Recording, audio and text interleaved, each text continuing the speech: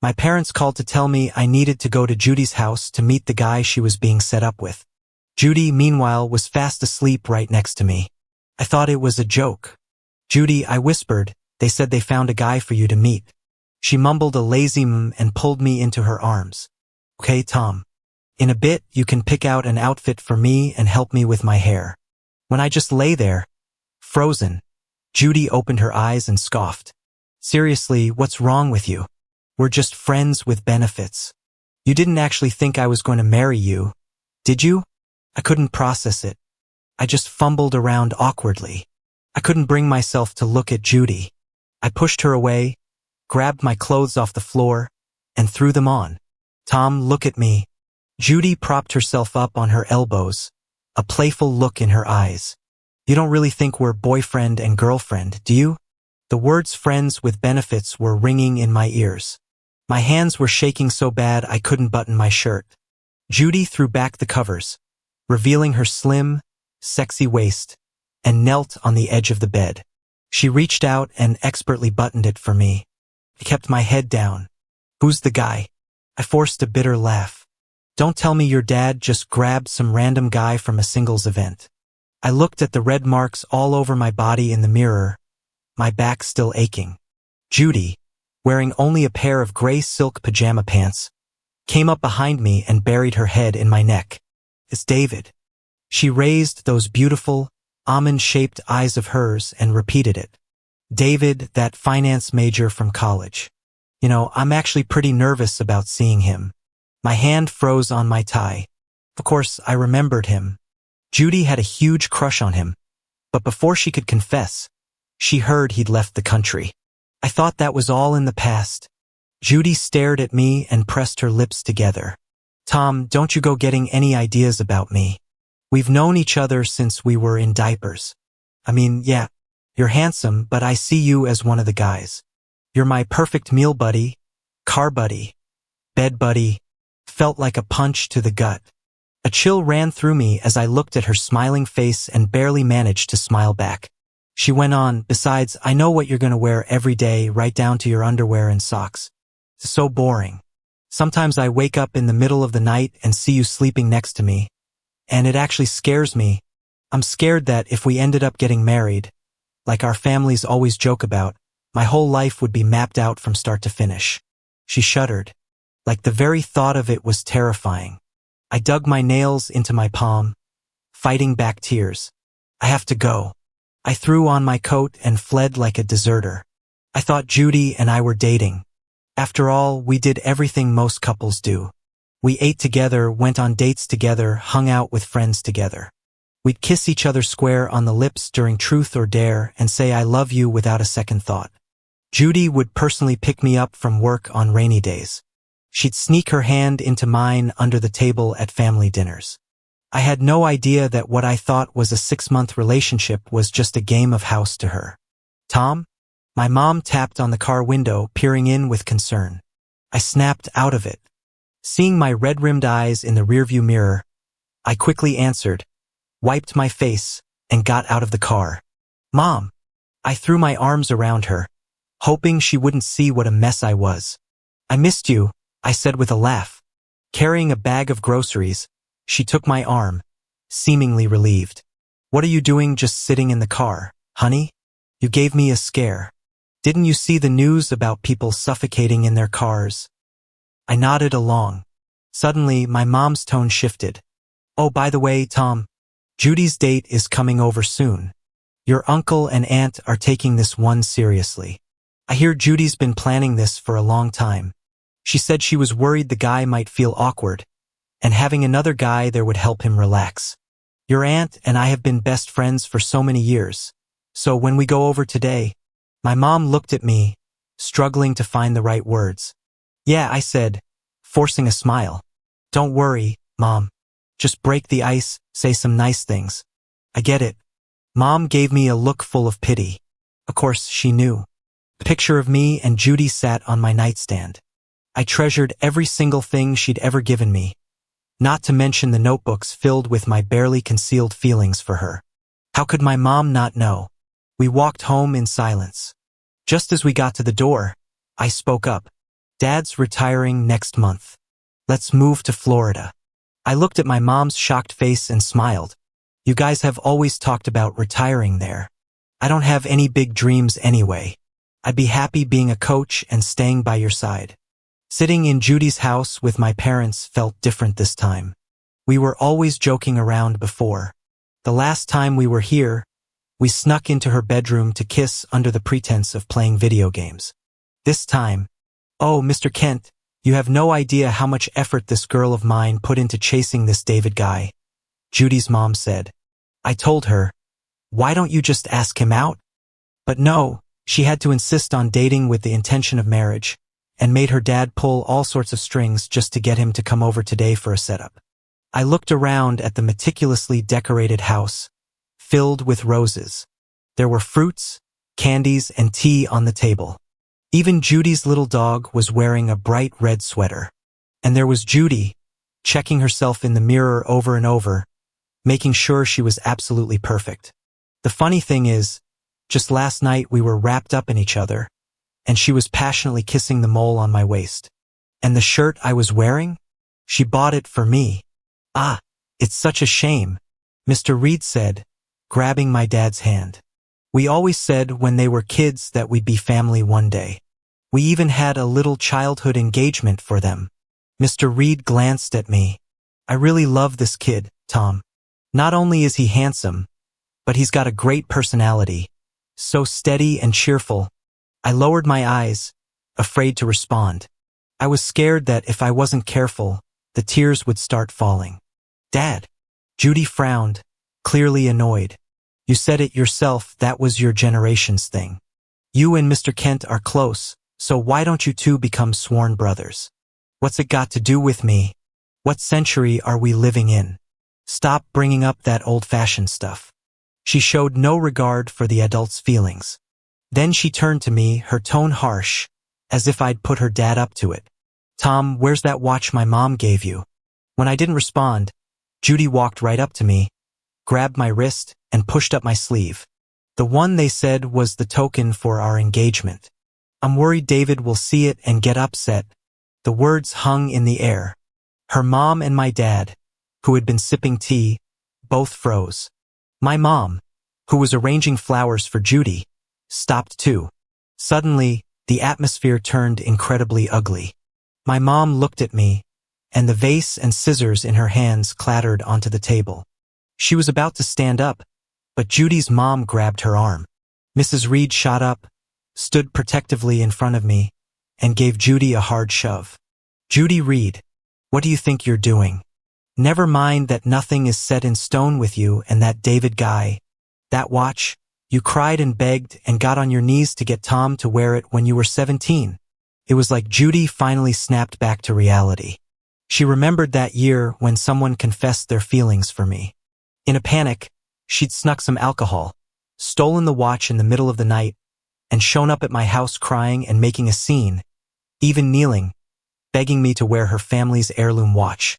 She tugged at her collar, took a deep breath, and looked at me with a smile. I'm just a little on edge. You can't take back a gift. You should keep it. It's fine, I'll give it back. I'll go get it from my house now, I said, cutting her off calmly as I stood up. I'll be right back, it won't take long. Before anyone could react, I grabbed my coat and strode out.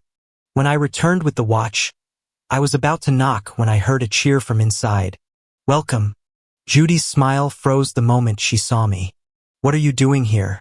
She didn't seem to expect me to come back, nor did she think I would actually return the watch.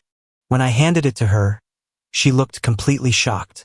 Finally, she took it and whispered in my ear, Tom, for the sake of our partnership, don't you dare cause any trouble for me today. David has a big ego. Don't say the wrong thing and piss him off. I didn't even want to look at her. David was a man, but wasn't I? I looked at the person I had loved my entire youth, and a bone-deep chill threatened to swallow me whole. 10 minutes later, David arrived, escorted by the matchmaker. The parents all chatted together, getting along well. That was why my parents had to be there too. Amidst the subtle pleasantries, They laid out our family's financial situation and future prospects for the matchmaker. Throughout it all, Judy sat next to David, every gesture a picture of affection. She was almost 30, but she was acting like a teenager with her first crush. I had nothing to do, which was fine by me. I was just looking for a chance to slip out. Unexpectedly, David turned to me with a warm smile. "You must be Tom, right? I've heard so much about you. The star athlete from back in the day." Caught off guard, I waved my hands dismissively. "Oh no, that was just my friends messing around in college." I figured the attention would shift away quickly. But David pressed on. "Not at all.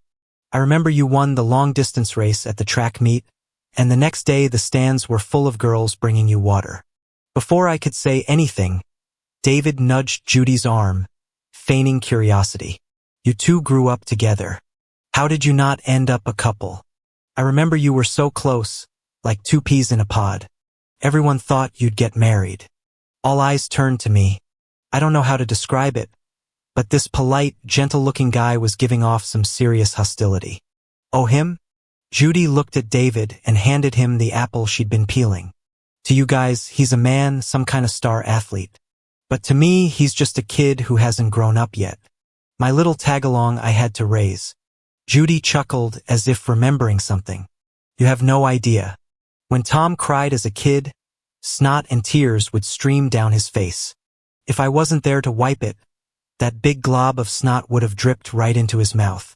And when he was 15, he got heatstroke during gym class and passed out. He was delirious, flailing his arms around. I have to go, I have something to do." I stood up, barely suppressing my anger, and managed a tight smile at the adults. "You all have a nice chat." David looked at Judy, feigning embarrassment. Did I say something wrong? I didn't mean to upset him. Judy glared at me, as if blaming me for ruining the mood. Before she could speak, I cut in. "I have a date with my girlfriend tonight. If I don't leave now, I'll be late." "When did you get a girlfriend?" I had one foot out the door when Judy grabbed my arm. How come I didn't know? In front of all these people, with David right there, my face flushed. I yanked my arm away. "Why does it matter to you if I'm seeing someone or not?" My voice was sharp with anger. "My own parents haven't even asked about it. It's none of your business." "Judy," her father said in a stern, low voice. "Sit down. What kind of behavior is this?" I took the opportunity to bow to the adults. "Goodbye, Mr. and Mrs. Reed." Behind me, David's seemingly innocent voice piped up. "Tom's so handsome, and he's always competing. He must have plenty of admirers. It's totally normal for him to be dating. I think I even saw a hickey on his neck earlier." Realizing he might have said too much, he paused, looking embarrassed. "Maybe we finance guys just think differently. We're a bit more buttoned up, while athletes tend to be more open. But I respect everyone's choices." I didn't stick around to hear what else they said about me. I usually dress pretty casually. This was just their way of propping one person up by tearing another down, using me to make him look good. And I could only imagine how Judy would belittle me. But what none of them knew was that while the girlfriend was a lie, moving to Florida was very real. I started researching houses and figuring out my job situation there. I threw myself into it, keeping busy so I wouldn't have time to think about Judy. We grew up together, and she always played the role of the bossy but protective girl next door. She'd stand up for me whenever someone picked on me. When I was 10, I was being a brat and begged her to stay with me at the amusement park until 9 o'clock. Both our parents were so worried they called the police. They finally found us in the sandbox playing house and dragged us home. She took all the blame, saying it was her fault. That night, her dad was so mad he hit her a dozen times with a feather duster. I cried and kept saying it was my idea. But Judy just raised her chin and insisted it was all on her. Later, as I grew more handsome and she more beautiful, everyone started calling us the golden couple. I really thought I had been handed the perfect life script. "When are you free?" A message from Judy popped up. I wiped a tear from my eye. Before I could even type a question mark, another message came through. "Judy, you need to get your stuff out of my apartment. I'm inviting David over in a few days. I took a deep breath and calmed myself. Just 24 hours ago, we were cuddled up on the couch watching a romance movie. When things got heated, we made love until the early hours of the morning. And now, I let out a bitter laugh. I unpinned her from the top of my texts and replied with a single word. K. I locked myself in my room that day. My parents came home not long after I did. Florida is 1,000 miles away, Tom. Once we're there, it'll be a hassle to come back, my mom said, watching me carefully. My dad hid behind his newspaper, secretly observing me too. I pulled on my coat. But the weather there is great. Isn't it your dream to retire there? I smiled and put my arm around my mom's shoulder. The only thing is, it's hard to find a good job there. I'm thinking about opening my own fitness studio. As for competing again, I don't really care that much about it. But, Mom frowned, opening her mouth to speak. Tom, I glanced at my watch. Come on, I'm serious. I'm fine and my head is clear. You don't need to worry about me. You two are the ones who should be thinking about the money. I gave my mom a quick peck on the cheek. I have to run. Talk to you later. I figured time and distance would heal the pain. I felt much calmer. My devout, passionate love had never been spoken, so at least I hadn't lost face. I thought Judy and I would part on good terms. I just never expected to be locked out of the apartment. I stood at the door, typing in the code over and over. Incorrect PIN. Incorrect PIN. A surge of anger flared up inside me. When no one answered my knocking, my rational mind took over. I remembered I could call Judy. After a few rings, the call was declined. On my 5th try, Judy sent a text. On a date. DND. I took a deep breath, fighting the urge to curse. Password. The next second, a big red exclamation mark seared my eyes. Judy had actually blocked me. I rubbed my temples. I was about to leave, but the more I thought about it, the angrier I got. So I called a locksmith. I was still fuming, not wanting to make it easy for her. I went over to Judy's parents' house and told them the building management needed a copy of the deed for their records. Mrs. Reed didn't even question it and handed it right over. What would Judy do without you? Realizing what she'd said, she gave a couple of awkward laughs. With the deed in hand, I went back to the locksmith. An hour later, I was finally standing inside the home I'd lived in for nearly a year. I could still remember when I first moved in. Judy had stood at the door, hands in her pockets, and said, Tom, welcome home. I looked around the room. The carefully tended plants, the jerseys hanging on the balcony, the skincare products in the bathroom, the fancy dinnerware. I got up and swiftly packed my custom-made suits, designer watches, and skincare products. As for the furniture and decorations we had bought together, I rolled up my sleeves and smashed every last piece of it. When the place was a total wreck, I was exhausted. Just as I was about to leave, Judy came back carrying several bags of groceries. She stood frozen in the doorway. She stepped back out and checked the apartment number. A full 5 minutes later, her face flushed with anger. Tom, are you insane? I shrugged. You changed the password, didn't answer my calls, and didn't reply to my texts. Judy tiptoed through the wreckage in the living room and put the groceries in the fridge. She rubbed her temples and explained, I was on a date with David. If he heard me constantly on the phone with you, what would he think of me? My heart still skipped a beat. I used to tell her I wanted to go on a real date, and she would always brush it off. We're getting along really well. David is a serious guy, so I need to take this seriously and go slow. He's not like you, so when I'm with him, I don't take calls from other guys. She sighed and looked at me, a smile in her eyes. Tom, you haven't eaten, right? I'll cook now, you can eat before you go. Before I could refuse, she added, think of it as a farewell dinner. Do me a favor. I watched her busy figure, my nose stinging. My eyes burned. An hour later, I was certain there was nothing left in the apartment that I wanted to take. Judy had finished cooking and brought the dishes to the table. It was a huge spread. I was thinking that maybe we could still see each other and pretend to be normal friends. After all those years we'd known each other. I reached for my chopsticks, about to grab some food, when Judy's sharp "don't move" stopped me. She hurried over and handed me a small, round saucer. "Just take a small bite of each. I'm going to bring the rest to David while it's still warm." Judy held up the tiny dish, smaller than the palm of my hand. "Quick, tell me which one tastes the best.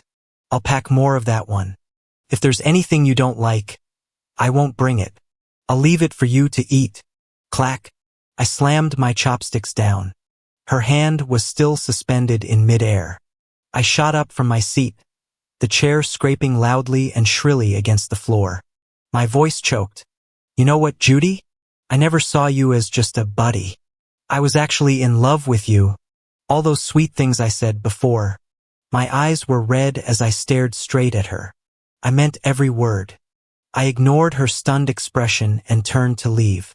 But now I finally understand just how stupid I was. From that day on, I let Judy go completely. I focused all my energy on planning the move to Florida with my parents. Over the next few days, after handing off my work responsibilities, I started learning about gym management and professional development. By the time I got an invitation to a class reunion, my dad had already sold our old house in the suburbs and had enough money for the down payment on the new one. The classmate organizing the reunion was well-connected and popular. So a lot of people were going to be there tonight, including Judy, of course. Without hesitation, I replied to the group chat, "Tom's in."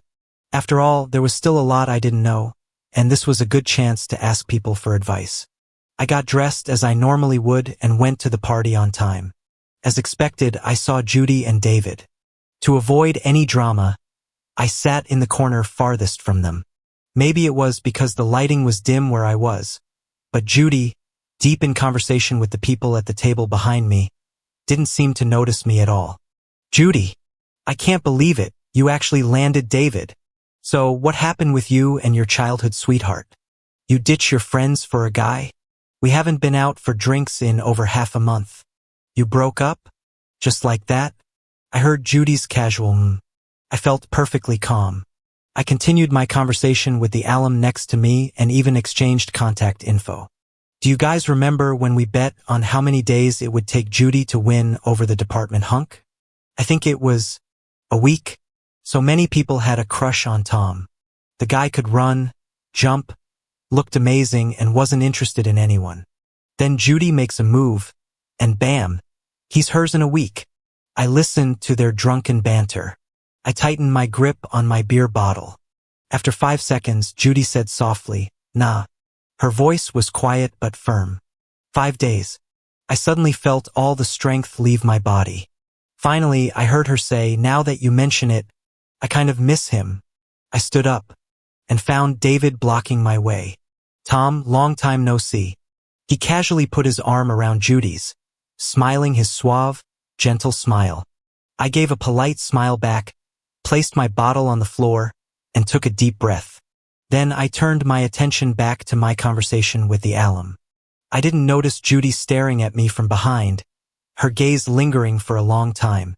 I had 2 glasses of red wine, so I was still pretty sober. When I went to the restroom, I straightened up my appearance. Everyone was saying they were going to visit one of our old professors later.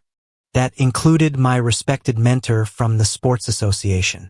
He'd always thought highly of me in school, so I definitely had to go. After making sure I looked presentable, I pushed open the door. "Tom?"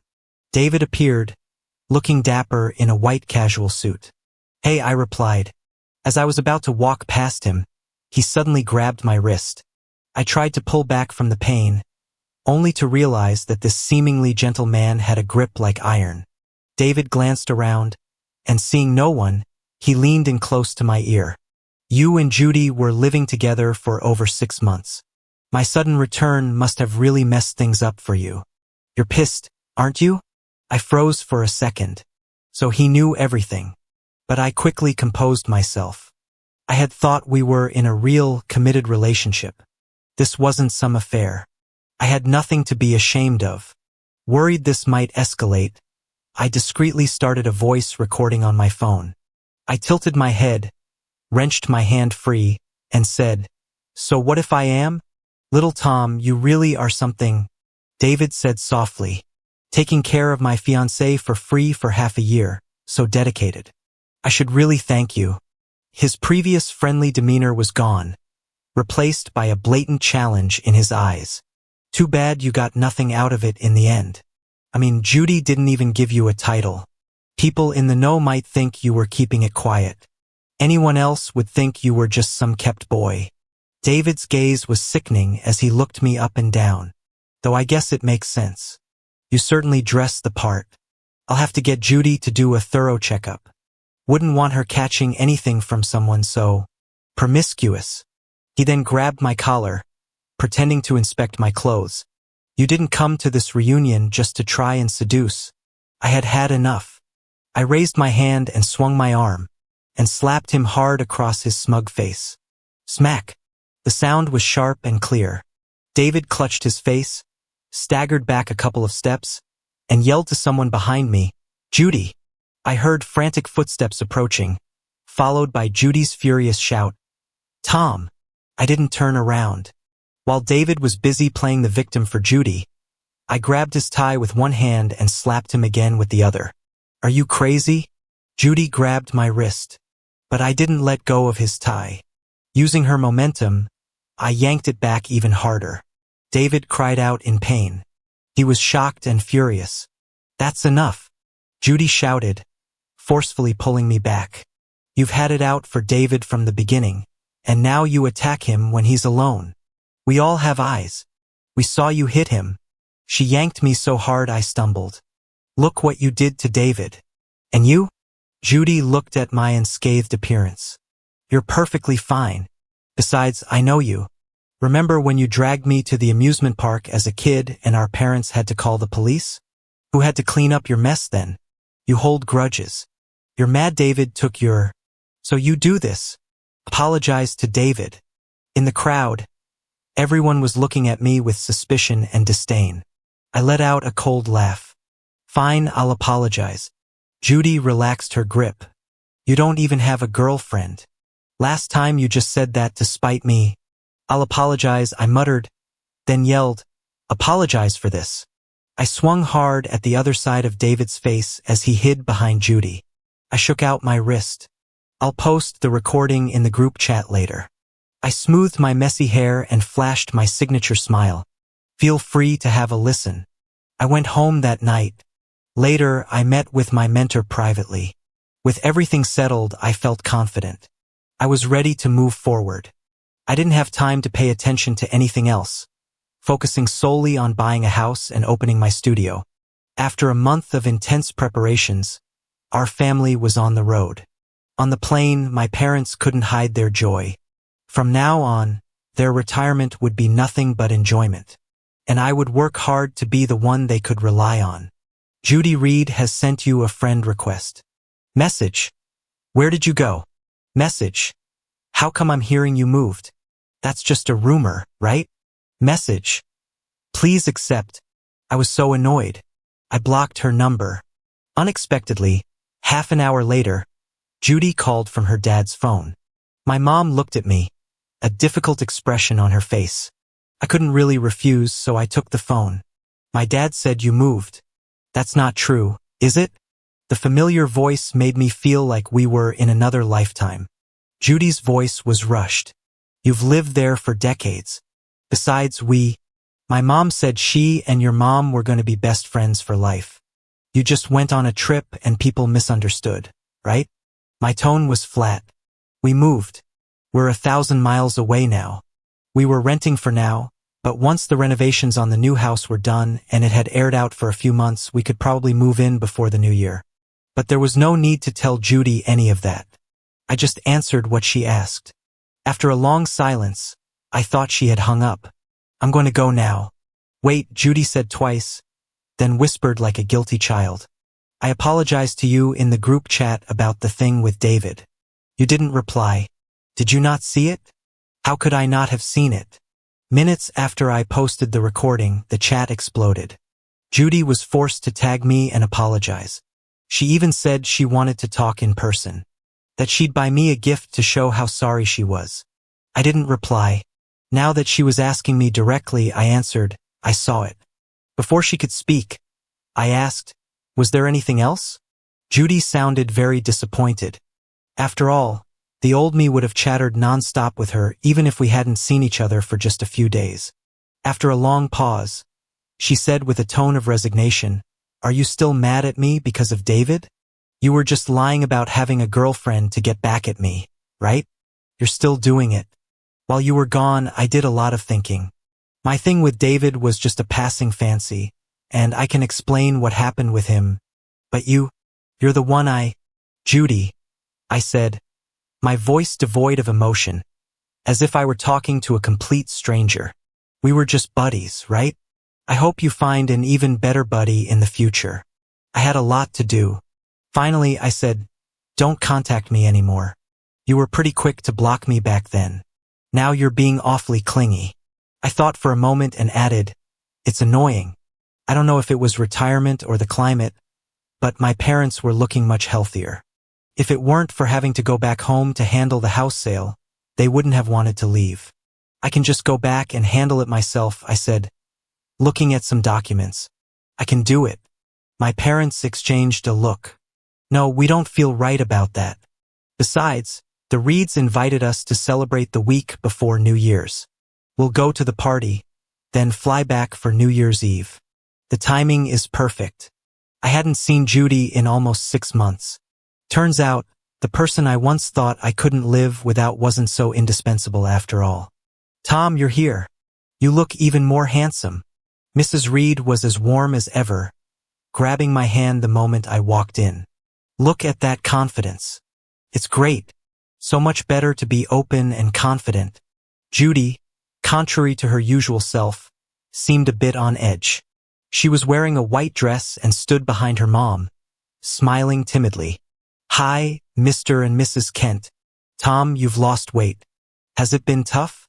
Her eyes were filled with unconcealed worry, and in them, I could see my own reflection, still bright and self-assured. I gave her a polite but awkward smile and looked down. "It's been okay. I've been watching my weight."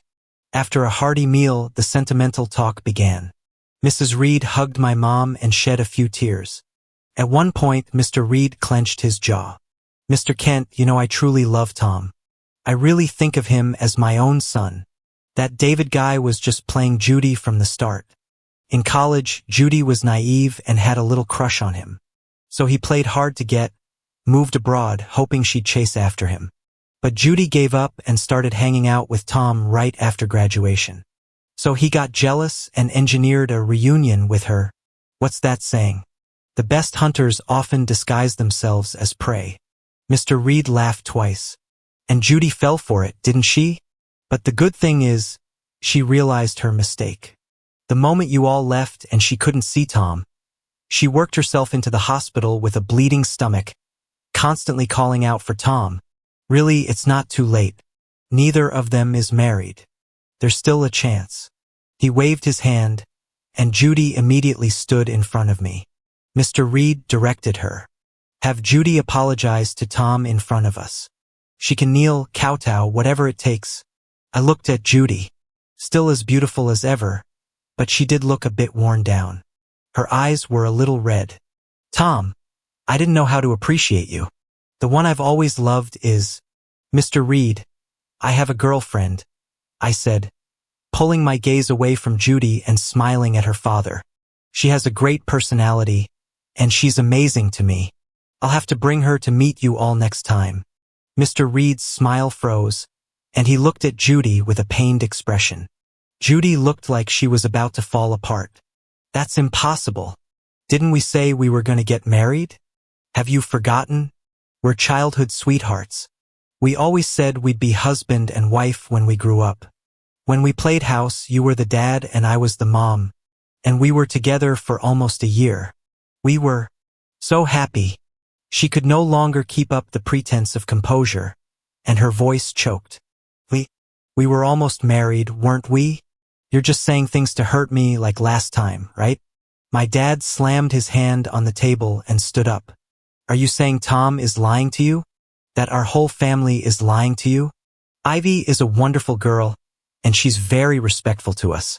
Even though Tom just agreed to go out with her, our whole family thinks they could really go all the way.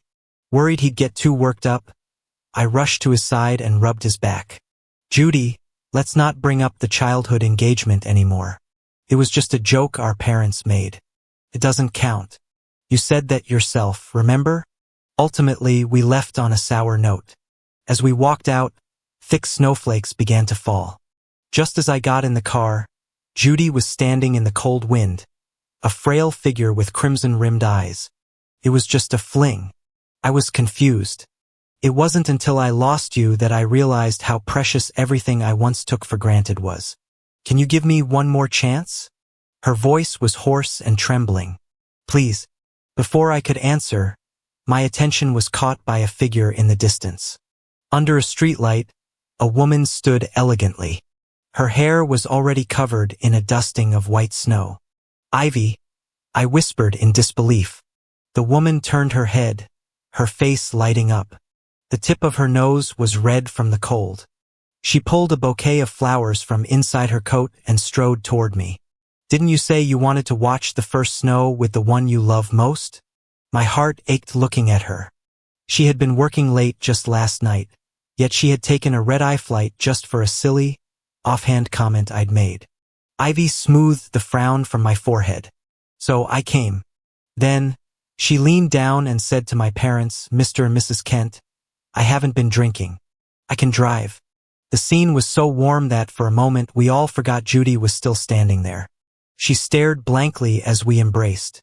Finally, she whispered, I'm sorry. Her voice was very quiet. Maybe she thought I didn't hear it.